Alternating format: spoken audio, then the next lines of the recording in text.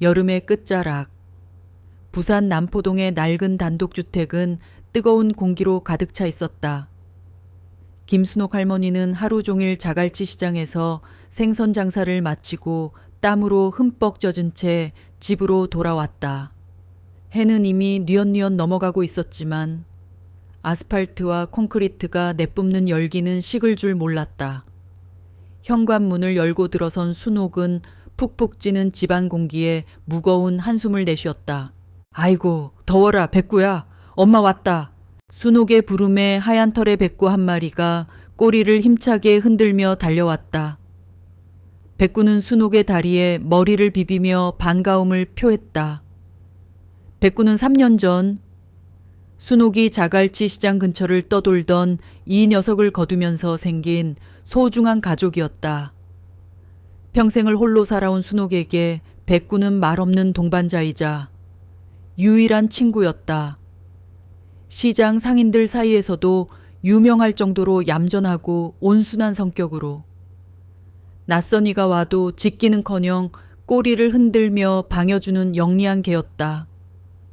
백구가 온 후로 순옥의 외로움은 많이 줄어들었다.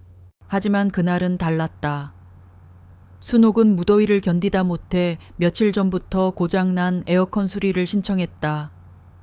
에어컨은 순옥이 평생 전기세를 아끼느라 거의 틀지 않던 물건이었지만 연일 계속되는 폭염에는 어쩔 수 없었다.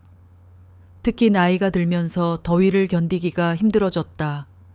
초인종 소리가 들리고 순옥은 백구를 쓰다듬으며 대문을 열었다. 안녕하세요. 에어컨 수리 나왔습니다. 대문 앞에는 공구 가방을 든 젊은 남자가 서 있었다. 30대 후반으로 보이는 그는 단정한 유니폼을 입고 깔끔한 인상을 풍겼다. 그의 얼굴에는 친근한 미소가 어려 있었지만 어딘지 모르게 피곤해 보이는 기색도 있었다. 순옥은 그에게서 시원하고 청량한 느낌을 받았다. 아이고, 고생이 많으십니다. 이 더위에. 순옥은 그를 반갑게 맞으려 했다. 그런데 그때였다. 백구가 갑자기 털을 곤두쓰고 이빨을 드러내며 낮은 으르렁거리는 소리를 내기 시작했다. 그 소리는 순옥이 3년 동안 한 번도 들어보지 못한 무섭도록 날카로운 경고음이었다. 백구야! 왜 이래 손님한테 짖으면 쓰나? 순옥은 당황하며 백구의 목줄을 잡았다. 평소에 백구라면 낯선 사람에게도 꼬리를 흔들었을 텐데 오늘은 마치 자신의 영역을 침범한 침입자를 만난 야생동물처럼 맹렬한 경계심을 드러냈다. 백구의 눈빛에는 두려움과 함께 뭔가 알 수 없는 분노가 섞여 있었다. 괜찮습니다. 개들이 가끔 그러는 경우가 있어요.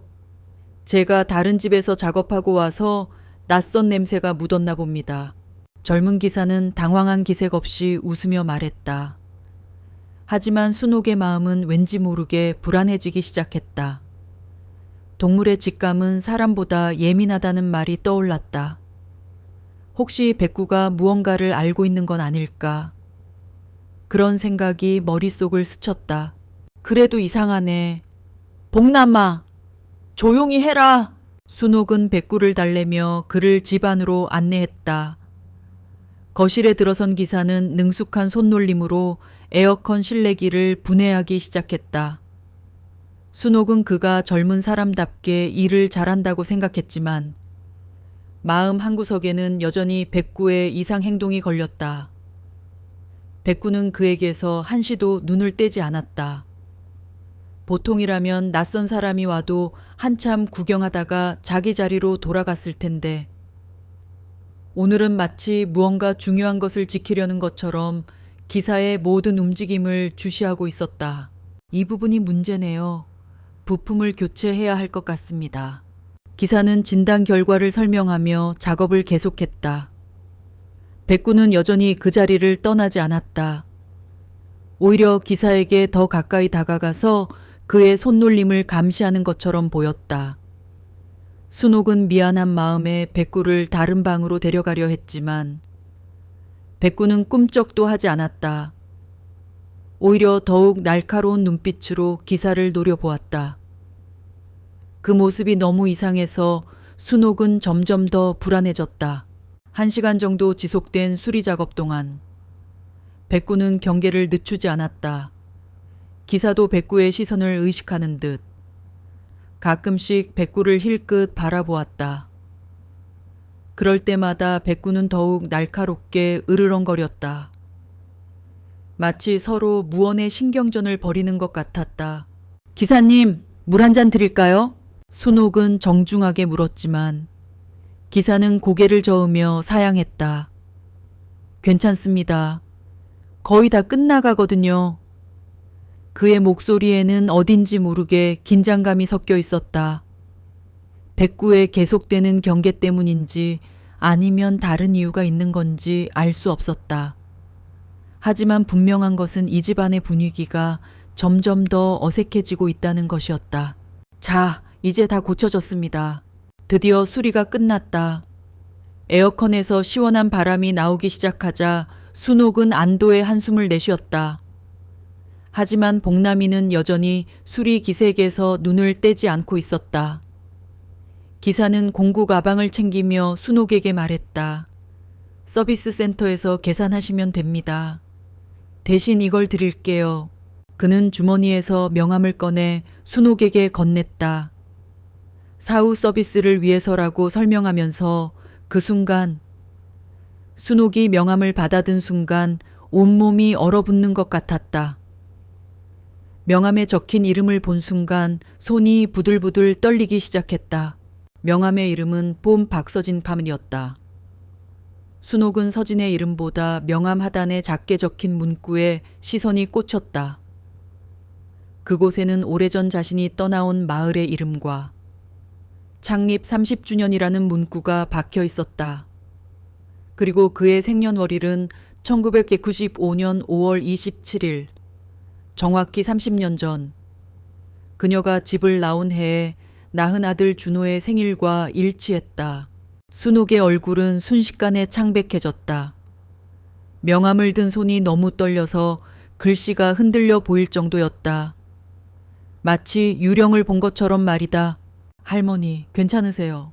수리기사 서진이 걱정스러운 목소리로 물었지만 순옥은 대답할 수가 없었다. 목이 메어서 소리가 나오지 않았다. 그저 명함을 바라보며 떨고 있을 뿐이었다. 백구는 이런 할머니의 모습을 보더니 갑자기 조용해졌다. 마치 할머니의 감정 변화를 느낀 것처럼 할머니 곁으로 다가와 다리에 몸을 비비며 위로하듯 행동했다. 혹시 성함이 어떻게 되세요? 순옥이 떨리는 목소리로 물었다. 서진은 이미 짐을 챙기고 있었다. 명함에 다 나와 있습니다. 그럼 저는 이만 가보겠습니다. 그는 서둘러 나가려 했다. 마치 이 집에서 하루라도 빨리 벗어나고 싶어 하는 것처럼. 백구는 다시 한번 그를 향해 짧게 짖었지만 이전처럼 공격적이지는 않았다. 잠깐만요, 기사님. 순옥이 불러세웠지만 서진은 이미 대문을 나서고 있었다. 다음에 문제 있으시면 연락하세요. 그 말을 남기고는 빠르게 사라져 버렸다. 마치 도망치듯이. 순옥은 한참 동안 대문 앞에 서서 그가 사라진 골목을 바라보고 있었다. 손에는 여전히 그 명함이 들려 있었고 마음은 복잡한 감정들로 뒤엉켜 있었다. 수리 기사가 떠난 후에도 순옥은 한동안 굳어진 채 현관문 앞에 서 있었다. 손에 쥔 명함이 그녀의 손바닥 안에서 축축하게 땀으로 젖어들고 있었다. 박서진 그 이름 석자가 마치 30년의 세월을 뛰어넘어 그녀의 가슴에 비수처럼 박히는 것 같았다. 순옥은 무언가에 홀린 듯 명함을 들고 비틀거리며 거실로 들어섰다. 명함의 이름 위로 그녀의 머릿속에 봉인되어 있던 과거의 기억이 필름처럼 빠르게 재생되기 시작했다. 30년 전 그녀는 끔찍한 악몽 속에 살고 있었다. 남편 박성호는 사업에 실패하고 술에 찌들어 매일 밤 순옥에게 폭력을 휘둘렀다. 순옥은 매일 밤 공포에 떨며 새벽이 오기만을 기다렸다. 그녀의 유일한 삶의 이유이자 희망은 어린 아들 준호였다. 준호는 아비와는 달리 눈빛이 맑고 고운 마음을 가졌다. 순옥은 아들만큼은 이 지옥 같은 삶에서 벗어나게 해주고 싶었다. 하지만 그녀는 그럴 수 없었다. 남편은 준호를 자신의 소유물처럼 여겼다. 순옥이 도망치려 할 때마다 남편은 준호를 이용해 그녀의 발목을 잡았다. 네가 도망가면 이놈을 가만두지 않겠다. 그 말은 순옥에게 가장 강력한 족쇄였다. 그녀는 매일 밤 자신의 몸에 남은 멍 자국보다 아들에게 상처를 남길까 두려웠다. 그러던 어느 날 남편의 폭력은 절정에 달했다. 순옥은 남편의 무차별적인 폭행에 정신을 잃었고 가까스로 정신을 차렸을 때 그녀의 눈에 들어온 것은 피를 흘리며 쓰러져 있는 자신의 모습과 두려움에 질려 울고 있는 어린 아들의 얼굴이었다. 그 순간 순옥은 결심했다. 이대로는 안 된다. 이 지옥 같은 삶에서 벗어나야 한다. 아들을 위해서라도. 순옥은 밤이 깊어 모두가 잠든 틈을 타 집을 나섰다. 어린 아들의 얼굴을 마지막으로 바라보며 조용히 속삭였다. 준호야, 엄마가 꼭 다시 데리러 올게. 꼭 행복해야 해. 그녀는 그렇게 아들을 뒤로하고 어둠 속으로 도망쳤다.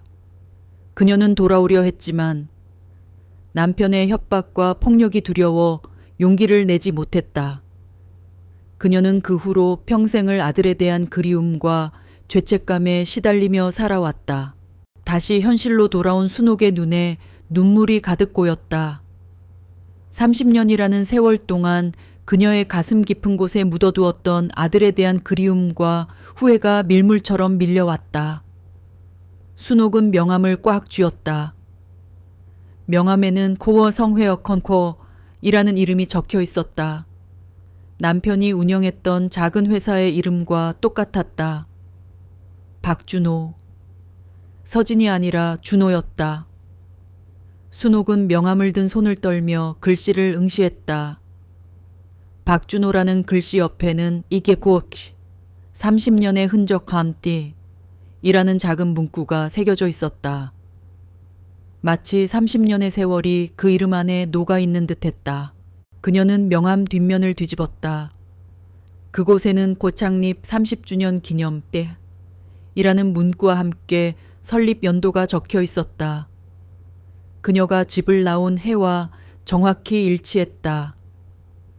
순옥의 심장이 미친 듯이 뛰기 시작했다. 우연일까? 이렇게 모든 것이 맞아떨어지는 우연이 존재할 수 있을까? 아니면 정말 그가 자신의 아들 준호인 걸까? 준호야. 순옥은 나지막이 아들의 이름을 불렀다. 30년 동안 입 밖으로 내지 못했던 이름이었다. 그 이름에 담긴 그리움과 슬픔이 그녀의 목을 메이게 했다. 그녀는 떨리는 손으로 전화기를 들었다. 수리기사에게 전화해 그의 정체를 확인하고 싶었지만 용기가 나지 않았다. 만약 정말 그가 자신의 아들이라면 자신을 어떻게 생각할까? 자신을 버리고 간 매정한 어머니라고 원망하고 있지는 않을까? 그때였다. 백구가 순옥의 곁으로 조용히 다가와 그녀의 무릎에 머리를 기댔다. 백구의 맑은 눈에는 순옥의 슬픔이 그대로 비치는 것 같았다. 백구는 순옥의 손을 핥으며 그녀를 위로하려 했다. 백구의 따스한 천이 순옥의 차갑게 얼어붙은 마음을 조금씩 녹이는 것 같았다. 순옥은 백구를 꼭 끌어안고 눈물을 쏟아냈다. 백구야, 엄마가 너무 보고 싶다. 순옥은 하염없이 눈물을 흘렸다. 그녀의 눈물은 아들에 대한 그리움이자 30년 동안 혼자 감당해야 했던 외로움의 눈물이었다. 그녀는 평생을 아들을 찾기 위해 노력했지만 번번이 실패했다. 그녀는 아들에게 용서받지 못할 죄인이라고 생각하며 살아왔다. 하지만 이제 그녀 앞에 아들이 나타났다. 그것도 그녀의 집으로. 모든 것이 우연이라고 하기에는 너무나 기이했다. 백구의 격렬한 경고도, 명함 속의 묘한 문구도, 모든 것이 그녀를 향한 운명의 장난처럼 느껴졌다. 순옥은 더 이상 망설일 수 없었다. 이 의문을 풀기 위해서라도. 그녀는 진실을 확인해야만 했다. 만약 그가 아들이 아니라면 그녀의 마음은 다시 한번 상처받겠지만 적어도 미련은 남지 않을 것이다. 하지만 만약 그가 정말 자신의 아들 준호라면 그녀는 용기를 내야 했다.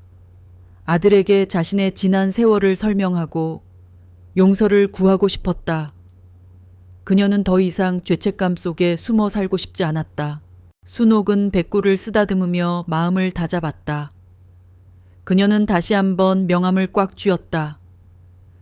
명함은 더 이상 단순한 종이 조각이 아니었다. 그것은 30년이라는 세월을 넘어 그녀의 아들을 다시 만날 수 있게 해줄 유일한 희망이었다. 그녀는 내일 아침 용기를 내어 수리센터에 전화할 것이다. 그리고 아들의 흔적을 쫓아갈 것이다. 순옥은 명함을 든 채 밤새 뒤척였다. 명함에 적힌 이름과 생년월일, 그리고 오래전 남편의 회사 이름까지 모든 것이 너무나 완벽하게 들어맞아 소름이 끼쳤다. 잠을 설친 탓에 몸은 천근만은 무거웠지만 마음은 30년 만에 다시 뛴 것처럼 설렘과 두려움으로 가득 차 있었다. 그녀는 더 이상 주저할 수 없었다. 이 의문을 풀기 위해서라도 그 젊은 기사를 만나야만 했다.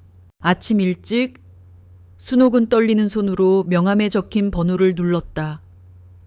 전화기 너머로 들리는 젊은 여직원의 친절하고 사무적인 목소리가 순옥의 심장을 더욱 뛰게 했다. 삼성전자 서비스 센터입니다. 무엇을 도와드릴까요? 아, 안녕하세요. 어제 저희 집에 에어컨 수리 오신 기사님, 박서진 기사님이신데 혹시 연락처를 알 수 있을까요? 순옥의 목소리는 희미하게 떨렸다. 전화기 너머로 잠시 침묵이 흘렀다. 죄송합니다만 고객님의 개인정보는 함부로 알려드릴 수 없습니다. 혹시 서비스에 문제가 있으셨나요? 순옥은 예상치 못한 대답에 당황했다. 아니에요. 그런 게 아니라 그냥 개인적으로 할 말이 있어서요. 개인적인 용무라도 저희가 직접 연락처를 알려드릴 수는 없습니다. 대신 메모를 남겨두시면 기사님께 전달해 드릴게요.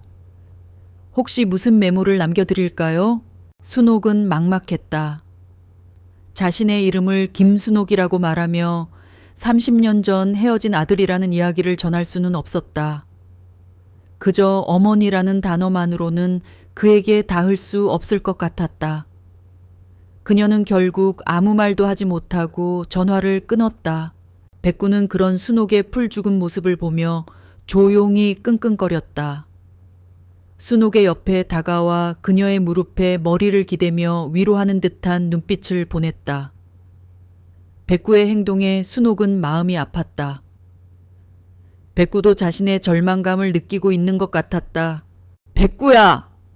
엄마가 너무 성급했나 봐. 이렇게 쉽지 않을 거라고 생각했는데. 순옥은 한숨을 내쉬며 백구의 털을 쓰다듬었다. 전화 한 통으로는 아무것도 해결할 수 없다는 것을 깨달은 그녀는 다른 방법을 생각했다. 직접 찾아가야 했다. 수리센터를, 자신의 아들을 만나기 위해.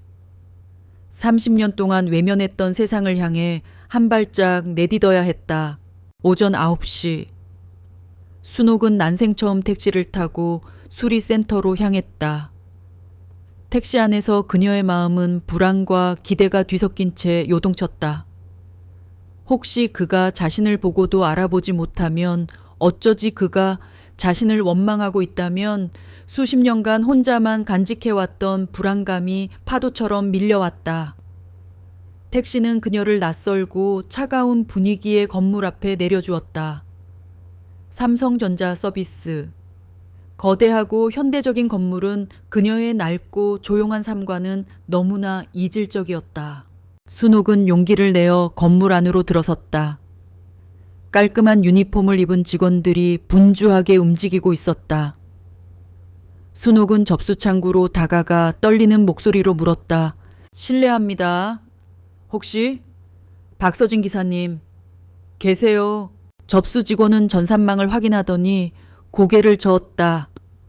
박 기사님은 오늘 외근 나가셨어요. 오전 일찍부터 다른 집에 방문하셨거든요. 순옥의 마음이 철렁 내려앉았다. 이렇게 허무하게 엇갈릴 줄이야. 30년 만의 용기가 이렇게 한순간에 무너지는 것 같았다. 그녀의 얼굴에 실망감이 역력하게 드러났다. 혹시 언제 돌아오시는지 알 수 있을까요? 그건 확실하지 않습니다. 보통 오전 9시쯤 출근하세요. 내일 다시 오시면 만나실 수 있을 거예요. 순옥은 고맙다는 인사를 하고 터덜터덜 건물 밖으로 나왔다. 그녀는 하염없이 하늘을 바라보았다. 30년 전 아들을 두고 도망치던 그날의 하늘처럼 오늘 하늘도 똑같이 맑고 푸르렀다. 하지만 그녀의 마음은 먹구름이 낀 것처럼 답답하고 무거웠다. 그가 자신을 피하는 것은 아닐까. 30년 동안 이어진 운명의 장난처럼 느껴졌다. 그날 저녁, 순옥은 아무것도 먹지 못했다. 백구는 그런 할머니의 곁을 지키며 걱정스러운 눈빛을 보냈다. 순옥은 백구의 털을 쓰다듬으며 중얼거렸다. 백구야, 엄마가 너무 성급했나 봐. 괜히 폐만 끼친 것 같아. 그녀의 눈에서 또다시 눈물이 흘렀다. 그녀의 눈물은 이제 슬픔뿐만 아니라 스스로에 대한 자책과 원망이 섞여 있었다. 그때 순옥의 머릿속에 한 가지 생각이 스쳐 지나갔다. 수리센터에 다시 고장 신고를 하면 그가 다시 우리 집으로 오지 않을까. 그녀의 마음속에 작은 희망의 불씨가 다시 타올랐다. 다음 날 아침, 순옥은 다시 수리센터에 전화했다. 여보세요. 어제 에어컨 수리받은 집인데요. 또 문제가 생긴 것 같아요. 네, 어떤 문제이신가요? 이상한 소리가 나고 바람이 약해진 것 같아요. 어제 오신 박서진 기사님이 다시 와주셨으면 좋겠는데요. 직원은 잠시 전산망을 확인하더니 잠시 후 답했다. 확인해 보겠습니다. 내일 오전에 방문 가능하실까요? 네, 좋아요. 순옥은 안도의 한숨을 내쉬었다. 이제 내일이면 그를 다시 만날 수 있을 것이다. 그리고 직접 물어볼 수 있을 것이다. 그가 정말 자신의 아들인지 아닌지를. 백구는 그런 순옥의 목소리를 듣고 꼬리를 살짝 흔들었다. 마치 그녀의 계획을 알고 있다는 듯이. 하지만 다음 날 아침 예상과 다른 일이 벌어졌다. 현관문 앞에 선 사람은 박서진이 아니었다. 나이 지긋한 다른 기사가 서 있었다. 안녕하세요. 술이 나왔습니다. 박 기사는 오늘 개인 사정으로 쉽니다. 제가 대신 왔어요. 순옥의 마음이 다시 한번 크게 실망했다. 그녀는 낙담한 채 그 기사에게 이것저것 물었지만 그는 아무것도 알지 못했다. 결국 순옥은 또다시 허탈한 마음으로 돌아섰다. 그녀의 간절한 바람은 또다시 엇갈리고 있었다. 수리센터를 몇 번이나 찾아가고 전화했지만 박서진 기사와의 만남은 번번이 무산되었다. 순옥은 깊은 절망감에 빠졌다.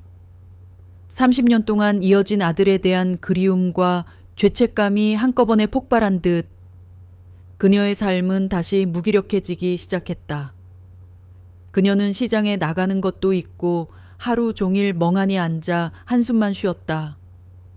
동료 상인들도 순옥의 변화를 눈치채고 걱정했지만 순옥은 그들에게 자신의 사정을 털어놓을 수가 없었다. 혹시라도 자신이 헛된 희망에 매달리고 있는 것일까봐 두려웠기 때문이다. 며칠 동안 제대로 먹지도 못한 순옥은 점점 야위어 갔다. 백구도 그런 순옥에 우울한 기분을 느끼는 듯 평소보다 조용했다. 가끔씩 순옥의 밥그릇 앞에 앉아 보채기도 했지만 순옥은 입맛을 완전히 잃은 상태였다. 백구야, 엄마가 잘못했어. 괜히 다른 사람한테 피해만 끼친 것 같아. 순옥은 백구를 안고 중얼거렸다. 백구는 그녀의 얼굴을 핥으며 위로하려 했다. 그러나 순옥의 깊은 상처는 쉽게 아물지 않았다. 그날 저녁이었다. 해가 지고 어둠이 깔리기 시작했을 무렵 백구가 갑자기 순옥의 옷자락을 입에 물고 어디론가 끌고 가려는 것이었다. 백구의 눈빛은 무언가 다급한 듯 초조해 보였다. 백구야! 왜 이래 오늘은 기운이 없어? 엄마 그냥 집에 있을게. 순옥은 힘없이 백구를 뿌리쳤다. 하지만 백구는 포기하지 않았다. 계속해서 순옥의 옷자락을 물고 현관문 쪽으로 끌고 갔다. 평소 같으면 이런 행동을 하지 않는 백구였기에 순옥은 백구의 행동이 예사롭지 않음을 직감했다. 알겠다. 알겠어. 따라가 볼게. 순옥은 마지못해 백구를 따라 나섰다. 백구는 골목길을 빠져나가 큰 길로 향했다. 순옥은 숨이 차서 따라가기 힘들었지만 백구의 다급한 발걸음은 멈출 줄 몰랐다. 백구는 한 번도 뒤돌아보지 않고 마치 정확한 목적지를 알고 있는 것처럼 앞으로 나아갔다. 그들의 발걸음은 번화한 시장 골목을 벗어나 인적이 드문 한적한 길로 이어졌다. 몇 분을 더 걸었을까? 백구가 갑자기 멈춰서더니 낯선 골목 안쪽을 향해 짖기 시작했다. 백구의 목소리는 지난번처럼 공격적이지 않았다. 오히려 다급하고 걱정스러운 울음소리에 가까웠다. 백구야! 여기서 뭘 하자는 거니? 순옥은 백구가 가리키는 곳을 바라보았다.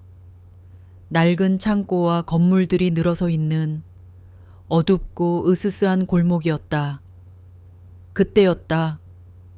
희미한 가로등 불빛 아래 한 사람이 바닥에 쓰러져 있는 모습이 보였다. 순옥의 심장이 쿵 하고 내려앉았다. 어머나. 순옥은 본능적으로 그곳으로 달려갔다. 백구도 함께 달려갔다.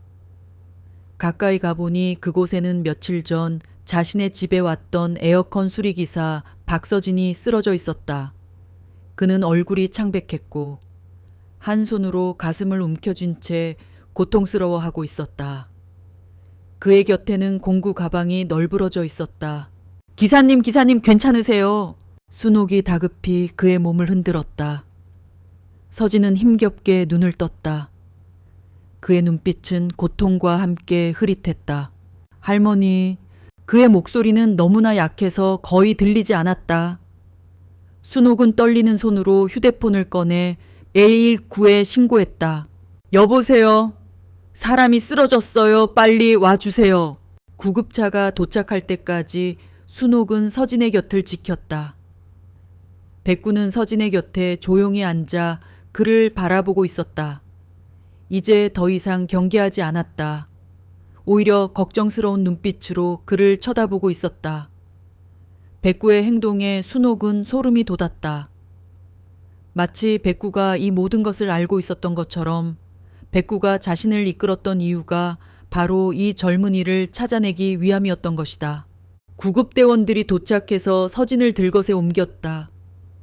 순옥은 함께 병원에 가겠다고 말했다. 보호자세요.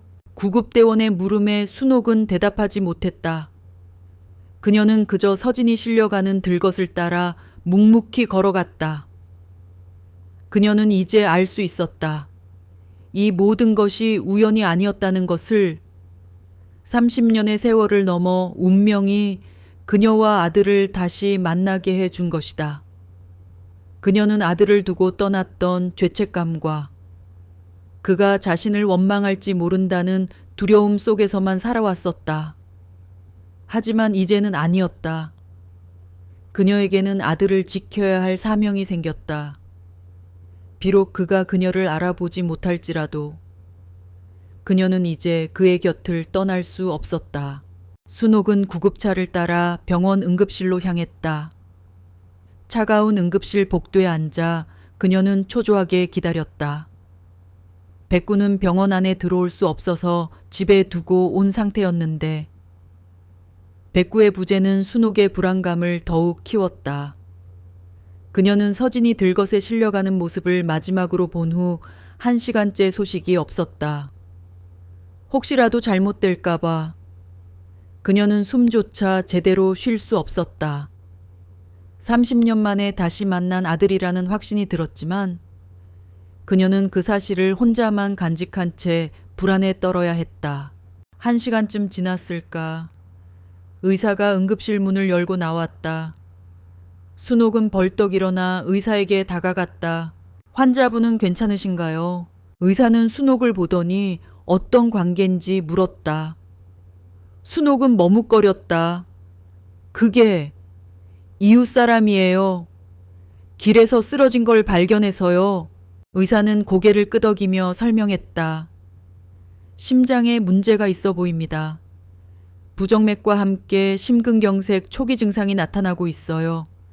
당장 큰 위험은 없지만 정밀 검사를 받아야 할 것 같습니다.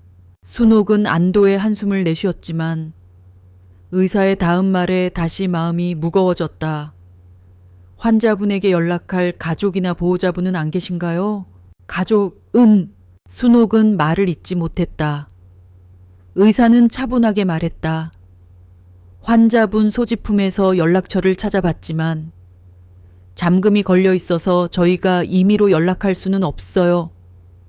본인이 깨어나면 가족에게 연락을 하셔야 할 텐데 그 말을 들은 순간 순옥의 가슴이 미어지는 것 같았다. 30년 동안 아들이 홀로 살아왔다는 것을 알고 있었지만 병원에서 가족이 없다는 말을 직접 들으니 그 외로움이 그대로 느껴지는 듯했다. 순옥은 그 자리에서 계속 기다리기로 했다. 왜 그래야 하는지는 스스로도 정확히 알 수 없었지만 그냥 떠날 수가 없었다. 저녁이 되어서야 서진이 깨어났다. 순옥은 조심스럽게 병실 문을 열고 들어섰다. 서진은 순옥을 보자 놀란 표정을 지었다. 할머니, 왜 여기에? 길에서 쓰러져 계신 걸 발견해서 병원에 온 거예요. 순옥은 조심스럽게 침대 곁으로 다가갔다. 가족분들께 연락해야 할 텐데 서진은 잠시 침묵하다 쓸쓸하게 웃었다.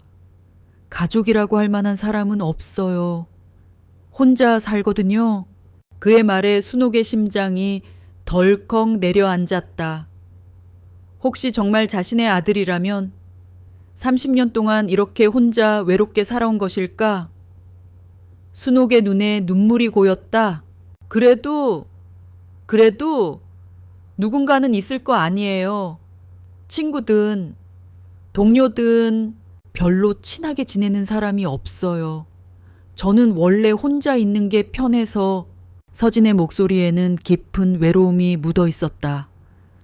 순옥은 더 이상 참을 수 없었다. 그녀는 떨리는 목소리로 조심스럽게 물었다. 혹시 성함이 정말 박준호가 맞나요? 서진의 얼굴이 굳어졌다. 그의 눈빛에는 경계심과 함께 분노가 스쳐 지나갔다. 네. 그런데 왜 그러시죠? 30년 전에 제가 박준호라는 아들이 있었거든요.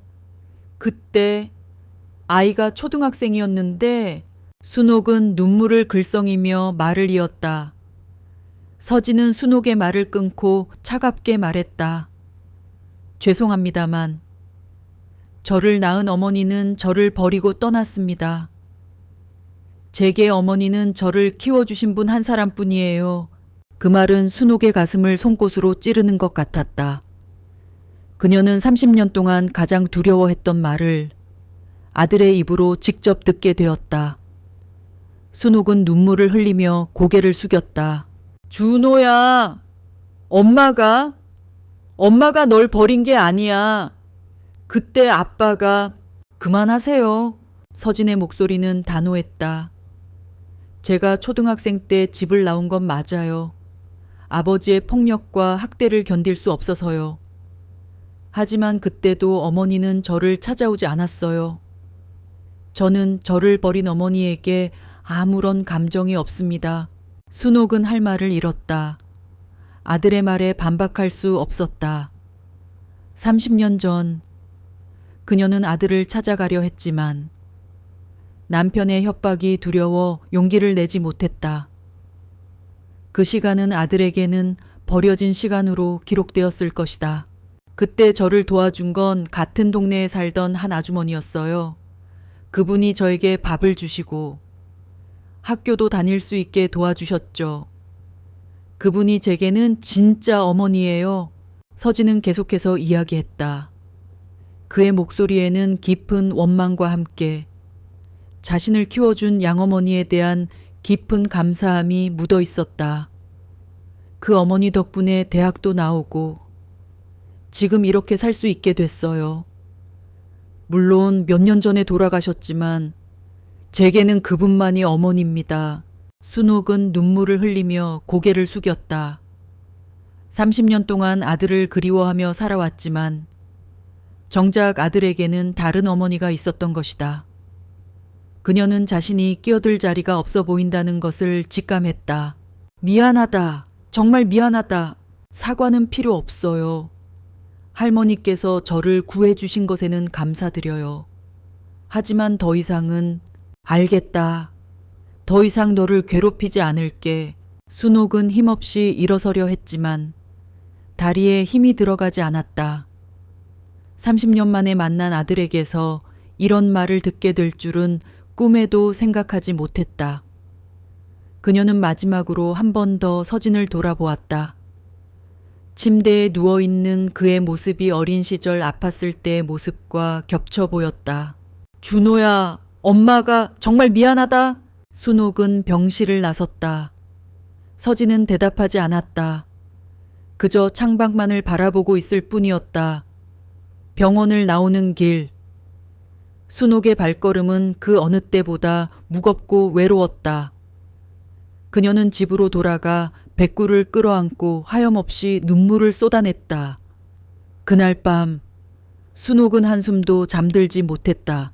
병원을 나온 순옥은 백구의 품에 안겨 밤새 울었다.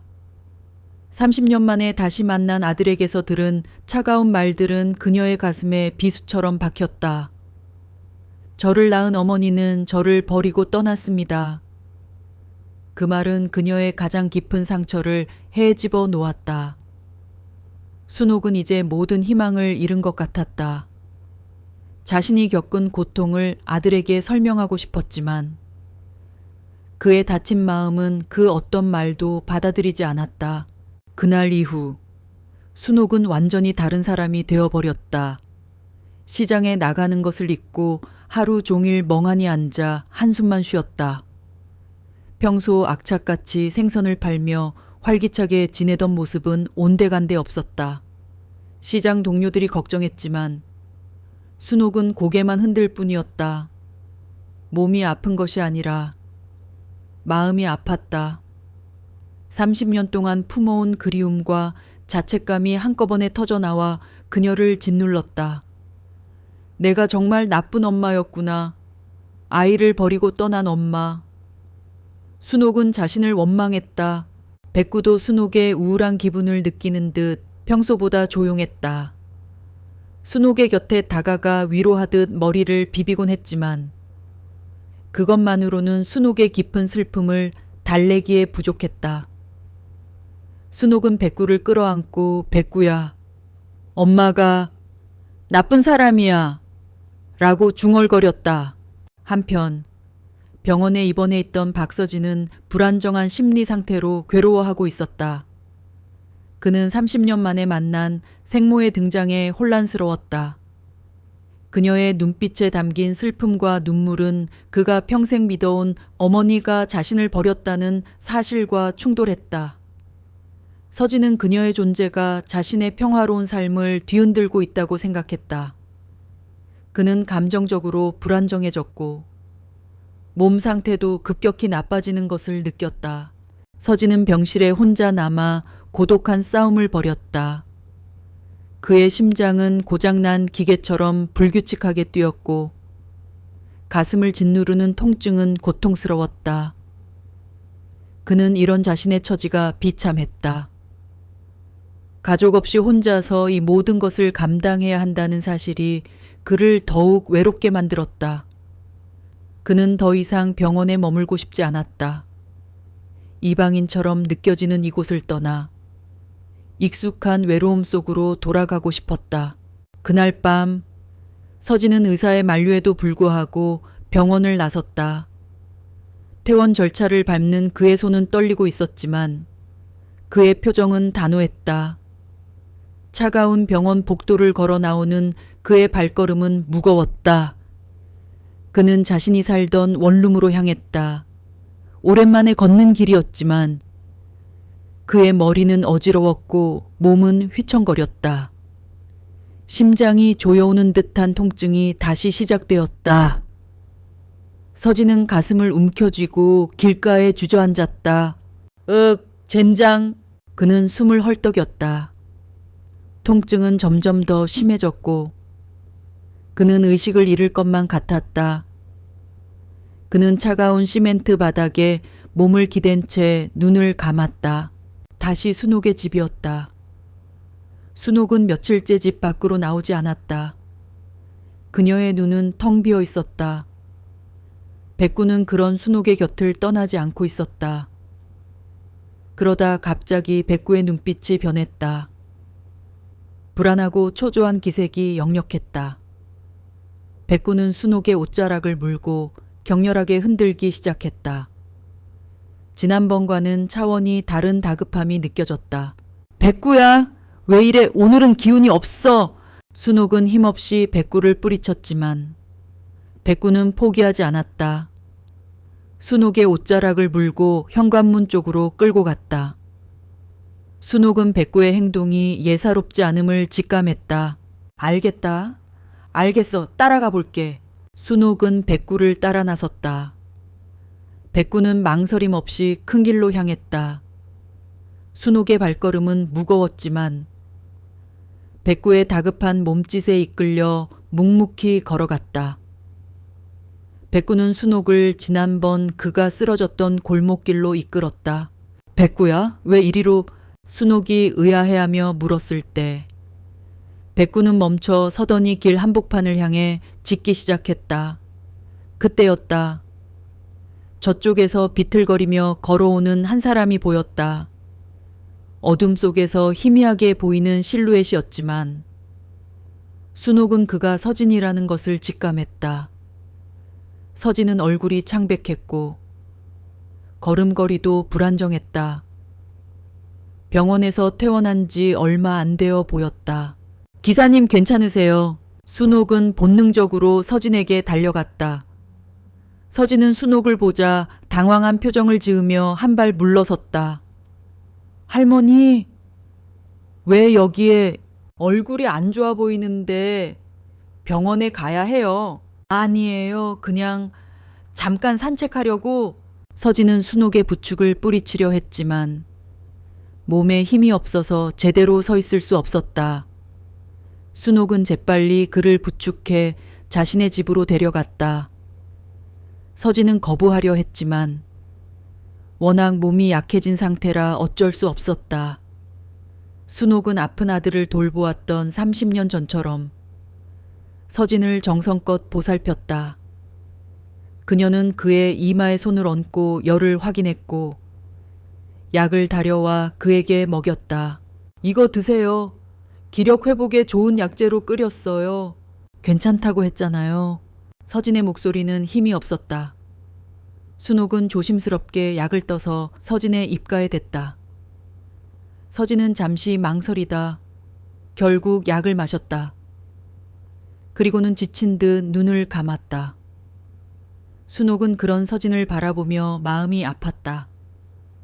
30년 전 어린 준호가 아팠을 때도 이렇게 옆에서 돌봐주고 싶었는데 사흘째 되는 날 저녁 서진의 몸 상태가 많이 좋아졌다. 순옥은 그동안 정성스럽게 그를 간병했다. 약을 끓여주고 소화하기 쉬운 죽을 만들어주며 묵묵히 그의 곁을 지켰다. 처음에는 어색해하며 빨리 돌아가려던 서진도 며칠 동안 이어진 순옥의 진심에 조금씩 마음의 빗장을 풀기 시작했다. 그는 더 이상 그녀의 눈길을 피하지 않았고 가끔씩 그녀가 내미는 죽 그릇을 받아들였다. 그날 밤 순옥은 서진을 위해 정성스럽게 죽을 끓여 가져왔다. 서진은 말없이 죽을 먹기 시작했다. 따뜻한 죽이 그의 몸뿐만 아니라 꽁꽁 얼어붙었던 그의 마음까지 녹이는 것 같았다. 한 그릇을 다 비운 서진은 작은 목소리로 말했다. 맛있어요. 그 말 한마디에 순옥의 가슴이 뭉클해졌다. 30년 만에 아들의 입에서 나온 말이었다. 순옥은 눈물이 날 것 같았지만 애써 참았다. 더 먹으렴. 너처럼 이렇게 마른 애는 많이 먹어야 해. 순옥은 서진의 밥그릇에 죽을 더 담아주었다. 서진은 고개를 저었지만 그의 얼굴에는 처음 보는 편안한 미소가 떠올랐다. 순옥은 그 미소를 보며 마음이 따뜻해졌다. 하지만 그녀는 알고 있었다.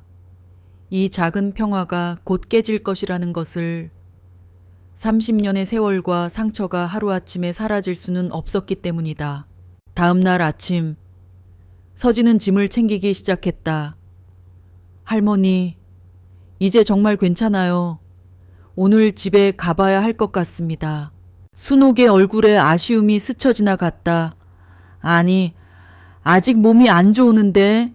할머니께서 돌봐주신 덕분에 많이 좋아졌어요. 이제는 제 집으로 돌아가야죠. 서진의 목소리는 단호했다. 순옥은 더 이상 그를 붙잡을 수 없었다. 그녀는 조심스럽게 물었다. 혼자 사니? 외롭지 않니? 서진은 짐을 정리하다 멈칫했다. 그의 눈빛에 순간적으로 외로움이 스쳐 지나갔지만 그는 곧 차갑게 말했다. 혼자 사는 것도 나쁘지 않아요. 자유롭거든요. 그의 말에 순옥은 마음이 아팠다. 자유롭다는 말 속에 숨겨진 깊은 외로움이 느껴졌다. 순옥은 용기를 내어 자신의 마음을 털어놓기로 결심했다. 서진아, 네가 나를 박준호라고 부른 순간 나는 심장이 멎는 줄 알았단다. 나는 네가 보고 싶어서. 서진은 순옥의 말을 끊고 차갑게 말했다. 할머니, 대체 왜 그러세요?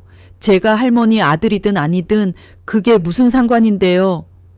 저는 이미 어머니가 있어요. 그의 목소리는 단호했고 그 안에 담긴 냉기는 순옥의 가슴에 상처를 입혔다. 순옥은 애써 눈물을 참으며 말했다. 하지만 나는 널 버린 게 아니야. 그때 네 아버지가. 서진은 순옥의 말을 듣고 더욱 분노했다. 그만하세요. 그런 말 듣고 싶지 않아요. 아버지가 폭력을 휘둘렀던 건 맞지만 어머니는 그때 저를 버리고 도망쳤잖아요. 제가 아팠을 때도, 배고팠을 때도 제 옆에는 아무도 없었어요. 어머니는 그때 저를 찾아오지 않았어요. 순옥은 할 말을 잃었다. 아들의 말에 반박할 수 없었다. 30년 전 그녀는 아들을 찾아가려 했지만 남편의 협박이 두려워 용기를 내지 못했다. 그 시간은 아들에게는 버려진 시간으로 기록되었을 것이다. 그때 저를 도와준 건 같은 동네에 살던 아주머니였어요. 그분은 저에게 밥을 주시고 학교도 다닐 수 있게 도와주셨죠. 그분 덕분에 제가 이렇게 살 수 있게 된 거예요. 그분이야말로 제게는 진짜 어머니예요. 서진의 목소리에는 깊은 외로움과 함께 자신을 키워준 양어머니에 대한 깊은 감사함이 묻어 있었다. 그는 계속해서 이야기했다. 물론 몇 년 전에 돌아가셨지만 제게는 그분만이 어머니입니다. 저를 키워준 어머니의 목까지 저는 잘 살고 싶어요. 그러니까 더 이상 저를 찾아오지 마세요. 그의 말은 순옥의 가슴을 송곳으로 찌르는 것 같았다. 순옥은 하염없이 눈물을 흘리며 고개를 숙였다.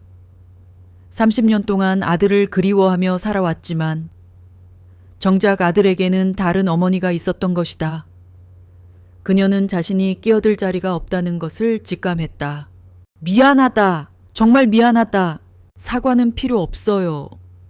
할머니께서 저를 구해주신 것에는 감사드려요.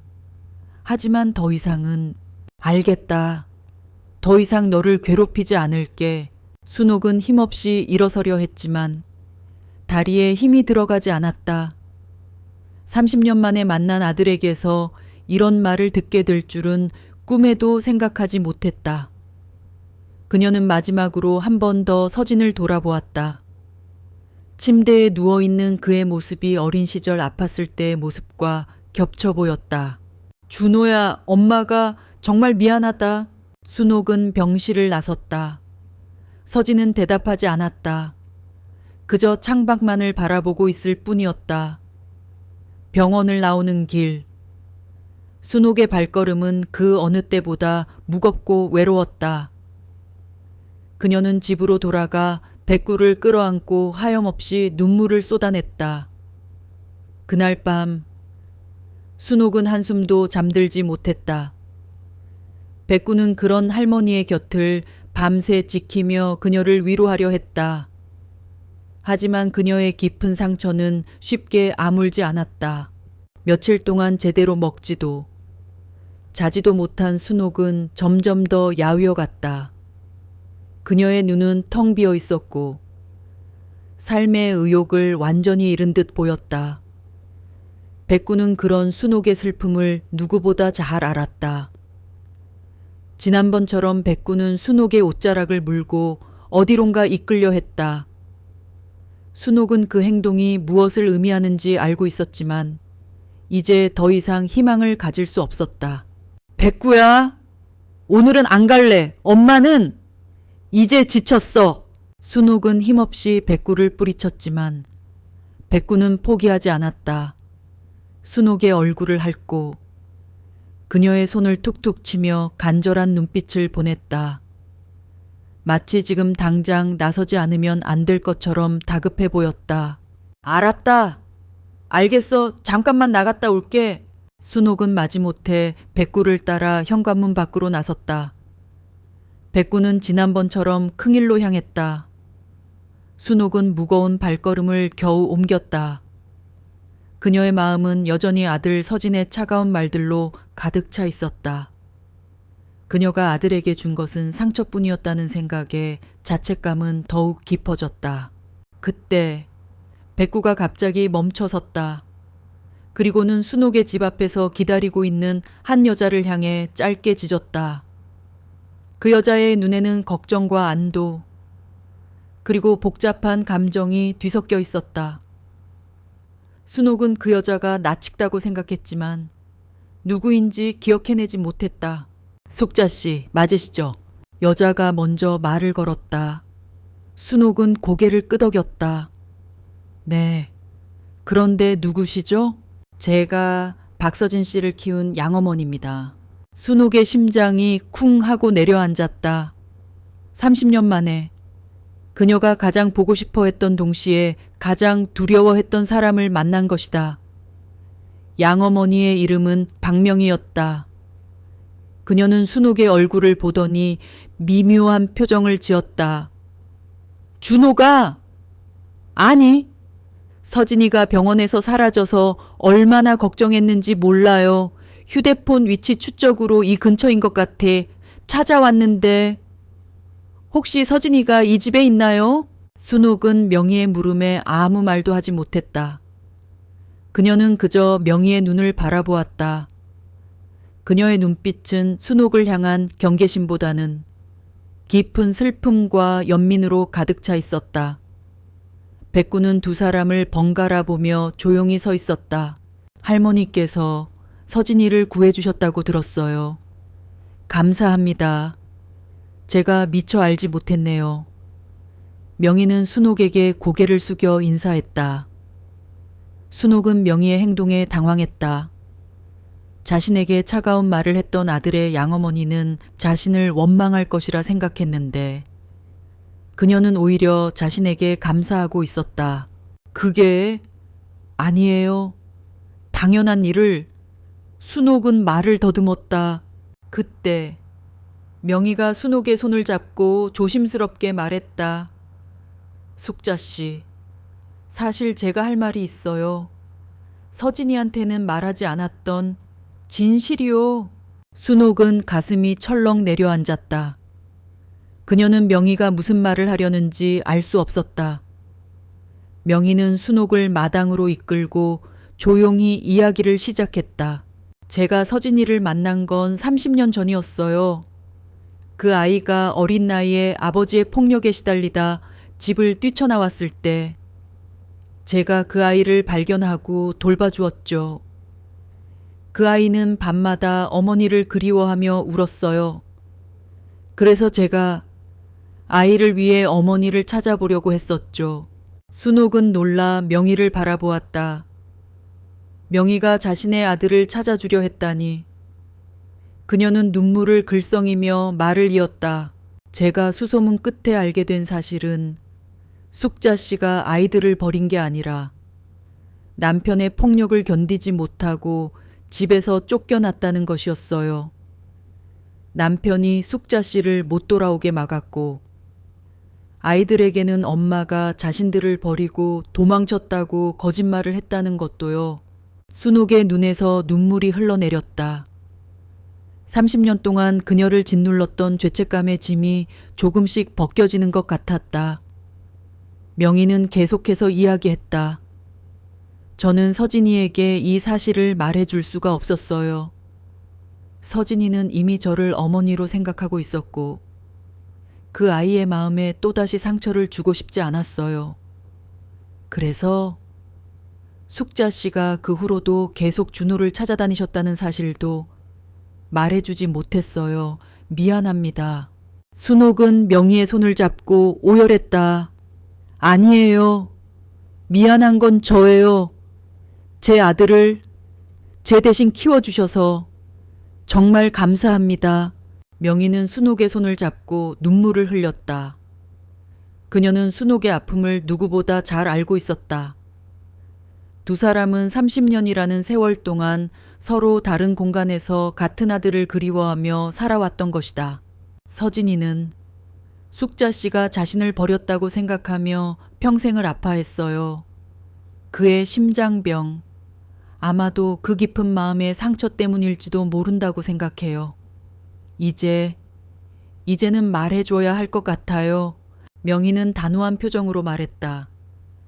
순옥은 명희의 말에 고개를 끄덕였다. 그녀는 이제 두려워하지 않았다. 자신을 믿어주는 명희가 있었고 무엇보다 아들에게 진실을 밝혀야 할 사명이 있었다. 백구는 이 모든 이야기를 듣고 있었다는 듯 조용히 두 사람의 곁에 앉아 있었다. 명희는 서진에게 전화를 걸어 그가 있는 곳을 알려주었다. 준호야, 엄마가 널 찾았어. 이제 너에게 말해줘야 할 진실이 있어. 서진은 놀란 목소리로 물었다. 어머니, 무슨 말씀이세요? 명희는 서진에게 순옥의 집으로 오라고 했다. 그리고 전화를 끊었다. 순옥은 떨리는 가슴으로 아들을 기다렸다. 백구는 그런 순옥의 곁에 앉아 그녀를 응원하듯 꼬리를 흔들었다. 30년의 오해를 풀고 진정한 가족이 될 수 있는 기적이 이제 시작되려 하고 있었다. 서진은 어머니 명희의 전화를 받고 혼란스러운 마음으로 순옥의 집으로 향했다. 어머니가 날 찾았다는 말과 말해줄 진실이 있다는 말은 그의 마음속에 깊은 불안과 함께 미세한 희망을 불러일으켰다. 그는 순옥의 집 앞에 도착해 초인종을 눌렀다. 문을 열고 나온 것은 순옥이었다. 그녀의 눈은 퉁퉁 부어 있었지만 그 안에 담긴 기대감은 숨길 수 없었다. 그리고 그녀의 뒤에는 자신의 어머니 명희가 서 있었다. 서진은 깜짝 놀라며 물었다. 어머니 어떻게 여기에? 명희는 서진을 향해 눈물을 글썽이며 미소 지었다. 준호야, 엄마가 널 찾아왔어. 서진은 혼란스러움에 휩싸였다. 두 명의 어머니가 자신 앞에 서 있었다. 그는 명희를 향해 물었다. 어머니, 대체 무슨 일이에요? 무슨 진실이요? 명희는 서진의 손을 잡고 조심스럽게 마당으로 들어섰다. 순옥과 백구는 그들을 따라 거실로 들어갔다. 명희는 서진을 소파에 앉히고 조용히 이야기를 시작했다. 서진아, 네가 아팠을 때 내가 너를 버린 게 아니었어. 서진은 명희의 말에 고개를 들고 그녀를 바라보았다. 무슨 말씀이세요? 어머니가 저를 버렸다니요. 순옥은 옆에서 눈물을 흘리며 서진을 바라보았다. 서진은 순옥의 눈에 담긴 슬픔을 보고 혼란스러워했다. 그때 명희가 서진에게 모든 진실을 털어놓기 시작했다. 30년 전 너의 친어머니 숙자 씨는 너의 아버지의 폭력을 견디지 못하고 집을 나왔어. 그 후에도 계속 너를 찾아다니셨지만 너의 아버지가 숙자 씨가 너를 버렸다고 거짓말을 했지. 그리고 숙자 씨가 너를 못 만나게 막았어. 서진은 명희의 말을 듣고 충격에 빠졌다. 그가 평생 믿어왔던 진실이 한순간에 무너지는 소리가 들리는 것 같았다. 그의 얼굴은 창백해졌고 손은 떨리기 시작했다. 그게 무슨 말이에요? 어머니가 절 버린 게 아니었다고요. 명희는 눈물을 흘리며 고개를 끄덕였다. 그래, 너를 버린 게 아니었어. 오히려 30년 동안 너를 그리워하며 찾고 계셨어. 나는 그 사실을 알고 있었지만 너에게 상처를 줄까봐. 그리고 나를 진짜 어머니로 생각해주는 내 마음이 너무 소중해서 말해주지 못했어. 미안하다. 서진아. 명희는 서진의 손을 잡고 오열했다. 서진은 충격에 휩싸여 아무 말도 하지 못했다. 그의 눈에서는 하염없이 눈물이 흘러내렸다. 그는 그동안 자신이 얼마나 어리석었는지 깨달았다. 어머니의 진심을 오해하고 그녀에게 상처를 주었던 지난 날이 주마등처럼 스쳐 지나갔다. 그때 순옥이 서진에게 다가와 그의 손을 잡았다. 서진은 순옥의 손을 뿌리치지 않았다. 순옥은 떨리는 목소리로 말했다. 준호야, 엄마가 정말 미안해. 널 버리고 간 게 아니야. 널 너무나 보고 싶었어. 순옥은 서진의 손을 꼭 쥐고 울었다. 서진은 순옥의 눈물을 보며 오열하기 시작했다. 그는 무릎을 꿇고 순옥의 품에 안겼다. 30년 동안 가슴 속에 묻어두었던 모든 슬픔과 원망이 한꺼번에 터져 나왔다. 어머니, 제가 정말 바보였어요.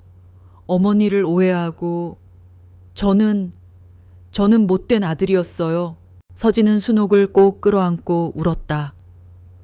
순옥도 아들을 꼭 끌어안고 하염없이 눈물을 흘렸다. 모자는 30년의 세월을 뛰어넘어 서로를 위로했다.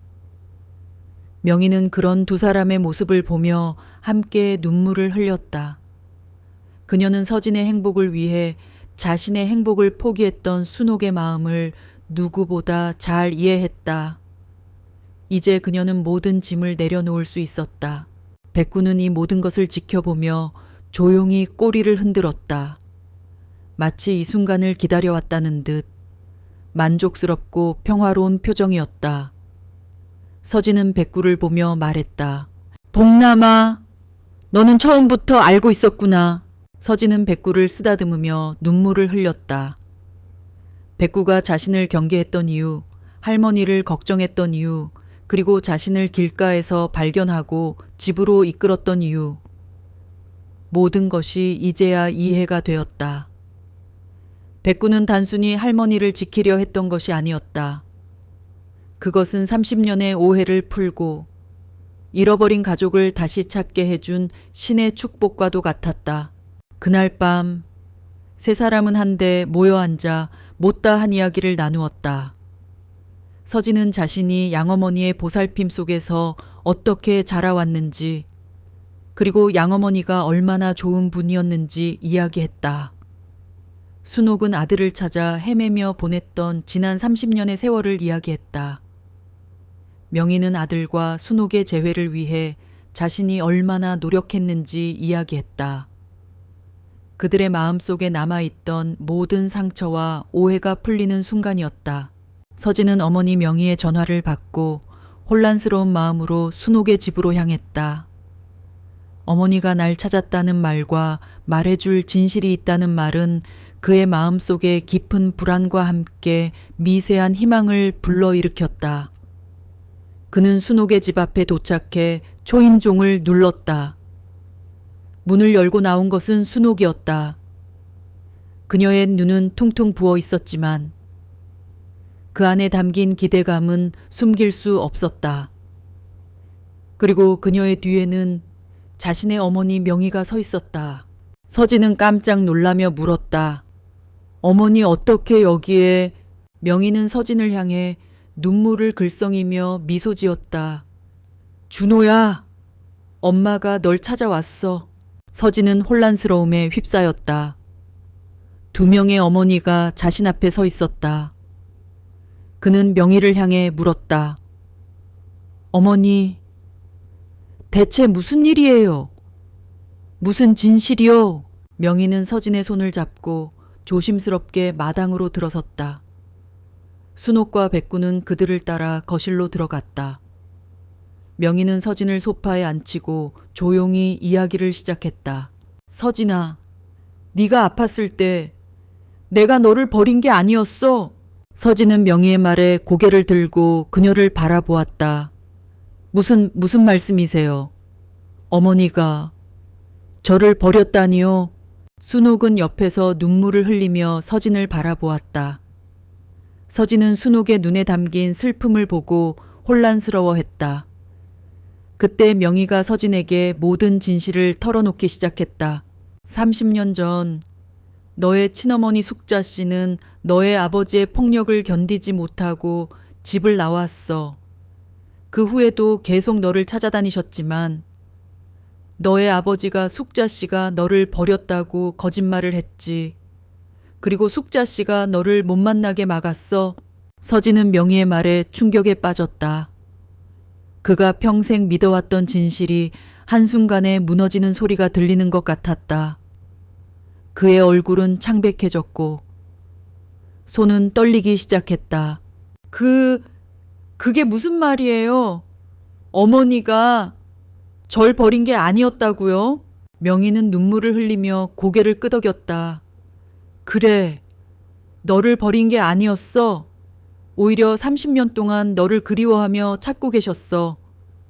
나는 그 사실을 알고 있었지만 너에게 상처를 줄까봐, 그리고 나를 진짜 어머니로 생각해주는 내 마음이 너무 소중해서 말해주지 못했어. 미안하다. 서진아. 명희는 서진의 손을 잡고 오열했다. 서진은 충격에 휩싸여 아무 말도 하지 못했다. 그의 눈에서는 하염없이 눈물이 흘러내렸다. 그는 그동안 자신이 얼마나 어리석었는지 깨달았다. 어머니의 진심을 오해하고 그녀에게 상처를 주었던 지난 날이 주마등처럼 스쳐 지나갔다. 그때 순옥이 서진에게 다가와 그의 손을 잡았다. 서진은 순옥의 손을 뿌리치지 않았다. 순옥은 떨리는 목소리로 말했다. 준호야, 엄마가 정말 미안해. 널 버리고 간 게 아니야. 널 너무나 보고 싶었어. 순옥은 서진의 손을 꼭 쥐고 울었다. 서진은 순옥을 꼭 끌어안고 오열하기 시작했다. 30년 동안 가슴속에 묻어두었던 모든 슬픔과 원망이 한꺼번에 터져 나왔다. 어머니, 제가 정말 바보였어요. 어머니를 오해하고 저는 못된 아들이었어요. 서진은 순옥을 꼭 끌어안고 울었다. 순옥도 아들을 꼭 끌어안고 하염없이 눈물을 흘렸다. 모자는 30년의 세월을 뛰어넘어 서로를 위로했다. 명희는 그런 두 사람의 모습을 보며 함께 눈물을 흘렸다. 그녀는 서진의 행복을 위해 자신의 행복을 포기했던 순옥의 마음을 누구보다 잘 이해했다. 이제 그녀는 모든 짐을 내려놓을 수 있었다. 백구는 이 모든 것을 지켜보며 조용히 꼬리를 흔들었다. 마치 이 순간을 기다려왔다는 듯 만족스럽고 평화로운 표정이었다. 서진은 백구를 보며 말했다. 복남아, 너는 처음부터 알고 있었구나. 서진은 백구를 쓰다듬으며 눈물을 흘렸다. 백구가 자신을 경계했던 이유, 할머니를 걱정했던 이유, 그리고 자신을 길가에서 발견하고 집으로 이끌었던 이유. 모든 것이 이제야 이해가 되었다. 백구는 단순히 할머니를 지키려 했던 것이 아니었다. 그것은 30년의 오해를 풀고 잃어버린 가족을 다시 찾게 해준 신의 축복과도 같았다. 그날 밤 세 사람은 한데 모여 앉아 못다한 이야기를 나누었다. 서진은 자신이 양어머니의 보살핌 속에서 어떻게 자라왔는지, 그리고 양어머니가 얼마나 좋은 분이었는지 이야기했다. 순옥은 아들을 찾아 헤매며 보냈던 지난 30년의 세월을 이야기했다. 명희는 아들과 순옥의 재회를 위해 자신이 얼마나 노력했는지 이야기했다. 그들의 마음속에 남아있던 모든 상처와 오해가 풀리는 순간이었다.